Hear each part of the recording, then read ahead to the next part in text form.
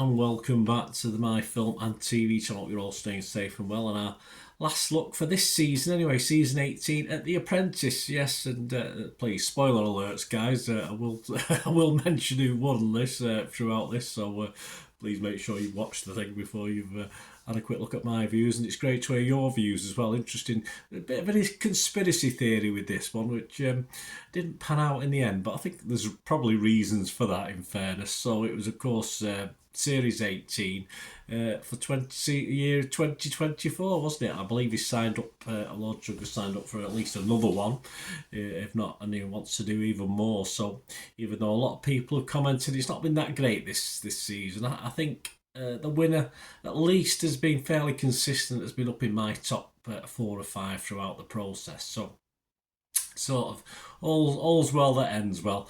Of course, this is the face-off. Last week we said bye to Flo, Paul and Trey at the interview stage, but big question marks, certainly big question marks over Phil last week. Of course, I don't think either candidate had up-to-date figures, which is a bit of a worry when you've got a current business. I mean, you've got, surely you know how your business. I mean, I used to obviously have own businesses. I've literally kept a finger on the pulse every day. You know, every day I opened. Never mind a weekly figure, a monthly figure, or 6-monthly figure. So it was a bit of a problem. But of course, we're left with Rachel and Phil battling it out for Sugar's 250,000, and they were rejoined, weren't they? So we'll talk about that as well. Who came back and were they any use? Possibly not. Please, if you're new to the channel, push that subscribe button, push the bell notifications. Everything film and TV, a lot of reviews, of course, of films, reviews of TV series, and the odd reality show like this thrown in for good measure as well. So jump on board. And if you look through the channel, you'll see stuff on my football team as well, Manchester City. So if that's of any interest, have a look at that. If it's not, or you might know someone who is interested, you might know a City fan yourself. So point them in my direction. I'd be very grateful for that. And you can give us a like, guys. Give us a like for The Apprentice. Now it's over.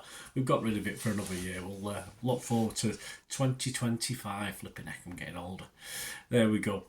Right, yeah, many, the conspiracy theory, yeah, many people, I mean, Phil's got through this by hook or by crook. He lost a lot of tasks, as most of the boys did, because they didn't get off to the greatest start, of course, as girls always wipe the floor with them when it first kicks off, and they're split into boys and girls. That's just how it is. And of course, many believe Phil has been earmarked by Lord Sugar to get the investment. But the worrying thing is, certainly last week in the interviews, is the business is making a loss. I think it had a bit of a leap during COVID, certainly with the delivery idea that Phil was sort of dedicated to, which is going to be one of his downfalls, I think. But of course, yeah, he's making a loss and he didn't have any. I mean, if you're making a loss, that's even more important that you keep up to date figures of what's going on, so you can sort of arrest that loss and sort it out. So I must admit, even though I said the conspiracy theorists amongst us thought Phil was earmarked for it, that was a big worry for me for Phil as well. Just a lack of knowledge, and Rachel had it to some extent as well, even though she claims, of course, her business is profitable. I think, as I said, Rachel's been the far better candidate over the 11 previous weeks. So yeah, they had to devise, of course, a new brand of. I think Rachel's was Studio North, wasn't it? So she had to go something about the studio. She wanted the word studio on it, didn't she? So they had to do a new brand, a branding. A digital billboard, and of course then pitched to industry experts. As I said, North Studio, that was it. It was called North Studio for Rachel. She's currently got 2 gyms. A USP is just of course, sort of socialise it as well, isn't it? I think that's what she wants to do. But I mean, a gym's a gym to me. I'm not overly convinced. And of course, one of the big problems is I don't use a gym myself. But obviously, trainers sometimes come and go and take people with them, because obviously you get to like certain trainers and stuff like that. She got added to her ranks, Rachel. She got added to her ranks. Sam, Flo, Trey, Moore and Steve. For me, the stronger of the 2 teams on the day. And she's got the 2 studios in Leeds and Harrogate. She wants one in Jesmond, Newcastle. So I'm a bit confused because, of course, Dr. Paul last week wasn't willing to give up his current business. If Lord Alan, I'm going on personal. If Lord Sugar, if Lord Sugar gives £250,000 to one of these 2, does he get a share? Does he automatically get part of Leeds and Harrogate as well? I wasn't made clear because he wanted part of Dr. Paul's current things. So a bit odd. I suppose it's written down somewhere, but it wasn't quite clear, was it? And I think the USP is a social and fitness hangout. Of course, with smoothies, there's no beer, of course, involved, and she wants to be classy as well, which is fair enough. But she was going for a more professional lady, and if some blokes want to sign up, fair enough. I didn't like the brand just studio build, not for me. I didn't. I thought I couldn't understand what that was about. Of course, the billboard was put together by Steve Trey and Sam as sub-team leader.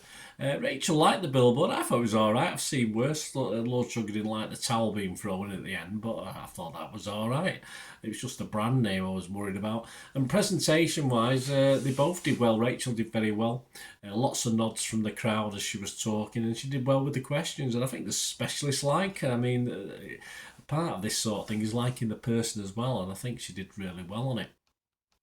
As far as Phil was concerned, added to his ranks Dr. Paul, Verdi, Felicia, Raj, and the other Paul. And I said, I think this was the weaker of the teams. He wanted the gifting aspect. He wants to concentrate on the gifting aspect, but of course, the specialists, when they talked about it, weren't convinced it was going to be the big thing in the company. And we'll get into the boardroom, and Lord Sugar wasn't either. Prestige Pies as a name, it's okay. I'm surprised if it's not being used elsewhere. I didn't Google it to find out, but I didn't like the image. I mean, but it didn't get queried apart from the consumers on the street. Of course, the specialist didn't seem to query it. I thought more of a Hollands pie type image would have been better, and unless premium packaging. If you think of what the Hollands pies one is. Verdi was the sub-team manager doing the billboard. Of course, he's in as Spielberg came out, and Paul and Raj. I'm not sure Raj and Verdi get on too well, to be honest with you, so that was probably a bad pairing, but they got through it. Phil wasn't overly impressed with the video billboard.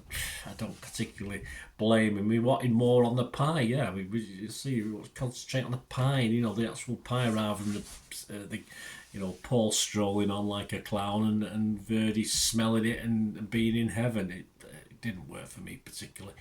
Phil struggled with pitching actually in the past in some of the tasks he's done, but he did okay. With his presentation. And of course, he's done pies by post from 2018, and a big leap, of course, during COVID, as you would expect.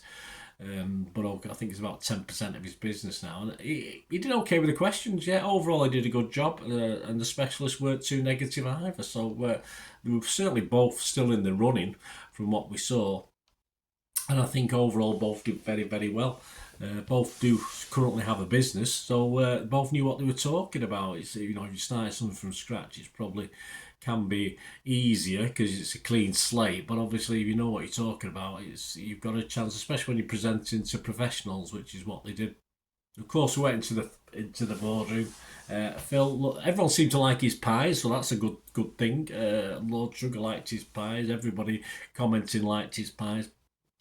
But he wasn't impressed about this need for Phil to want to push the online side. He was obviously he did say to Phil his experience. He knows these sort of things, and he doesn't really like the pies by post thing as a big element of it. And going forward, he thinks it might even decline even more. And of course, Phil's probably put a nail in his own coffin when he said there's more to running a business than making profits. As soon as he said that, I thought, you're not getting this, mate. Even if Lord Sugar wanted to enter the pie business, which interested him, he admitted that. You can't say things like that. I mean, Phil, just go, just bend to whatever. The naivety was incredible from Phil there. Of course, Lord Sugar did bring up about the shops losing money, which was pointed out last week, and facts of Phil not worrying about the or it not being over, a be all and end all. I think based on that, that's probably why they're making losses at the moment. His sort of business acumen isn't great, so I think the writing was on the wall for Phil. Rachel was also questioned by Lord Sugar about that studio build name. I agree, and he certainly made Rachel work hard to defend her corner, which she did. But at least she's got a business that is currently profitable. Perhaps you can work on ideas to keep future businesses profitable as well. So, yeah, she got it. Rachel got it. Well deserved. I thought she was great throughout the process. I think Phil was poor throughout the process generally. At times, I thought he should have been kicked out. He did okay on some of the food tasks, but certainly those comments in the boardroom with Lord Sugar about profits not being the be all and end all, and the fact that his firm is struggling a little bit at the moment, and he never had any accurate figures. I just, as I said, the conspiracy theories said, I think Lord Sugar wanted to, but I don't. I think Phil blew it. In fairness, I think if Phil had been a little bit better, I think if his business had been still profitable now, and again on the basis of does Lord Sugar get all his part of all his 5 pie shops? I mean, it's not as simple as that. I wouldn't have thought, but as I say, I'm a bit confused by that. But yeah, Rachel got it, Phil didn't, and I think overall probably the best decision on a series. It's not been fantastic, but as entertainment, that's all I'm interested in. I want to be entertained. I'm not bothered about how good a business is at the end of the day or how successful it's gonna be. As entertainment, I quite enjoyed it. As I say, not the best batch of candidates, but a winner who was always in my the top of my list of people every week. So well worth it. Let me know your thoughts, guys. Anyway, if you agree, and of course, we'll look forward to Apprentice 2025 Series 19. I'm sure Lord Sugar wants to get to 20 just to make it a nice round figure. So let me know your thoughts, guys. Anyway, thanks for watching. Till we meet again, last one thing, don't I? Please stay safe, everyone. Bye for now.